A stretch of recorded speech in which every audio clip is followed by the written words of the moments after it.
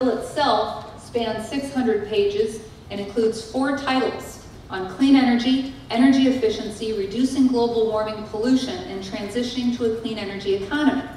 Now, it's clear that agricultural and forestry sectors are going to play an important role in addressing climate change, and I'm committed to making sure that these sectors have a place at the table as the Waxman-Markey bill moves forward. And I think it's important to note here, an important point that Chairman Markey made yesterday. As you all know, in response to a recent Supreme Court decision, the EPA is directed to take action as it relates to reducing carbon in the atmosphere.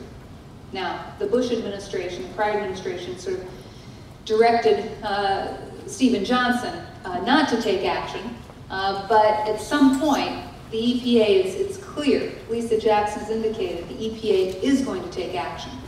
So those of us in Congress can sort of sit back and tell our constituents the strong hand of the EPA is going to come in and tell you what has to be done with no incentives to reduce carbon.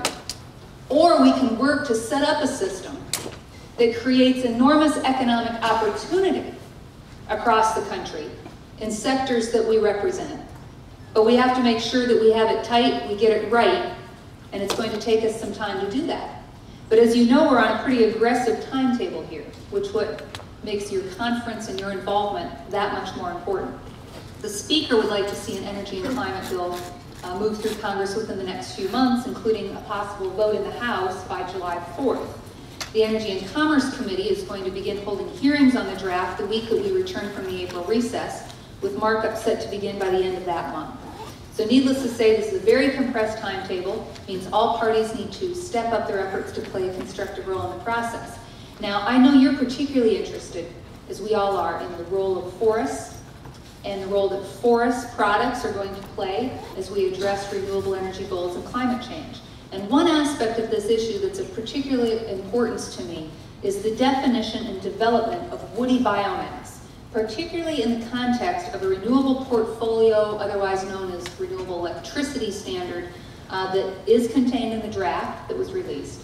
And it's also a definition that's included in the renewable fuel standard that we passed in December of '07 that I'm going to address today.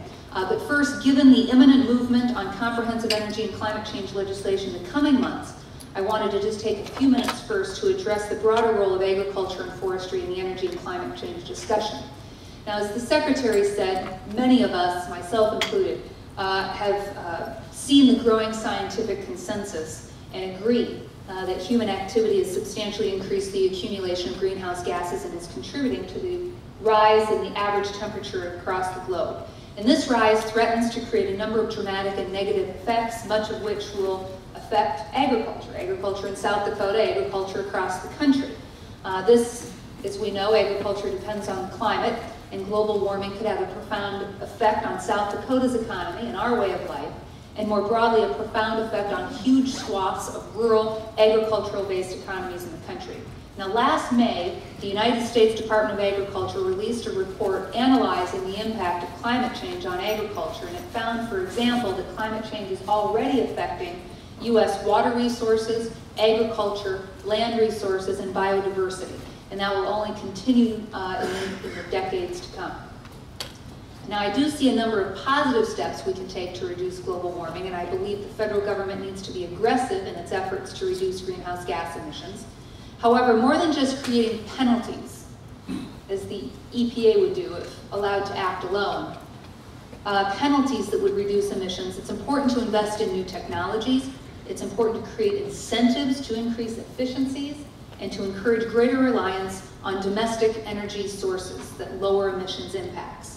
Now, I believe we can address the harmful consequences of climate change while preventing the negative economic impacts some proposals could cause based on our nation's current reliance on electricity produced by coal.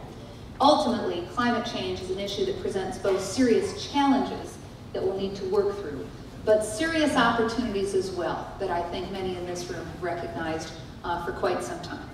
I believe the people and resources of South Dakota and many other agricultural states can play an important role in addressing climate change.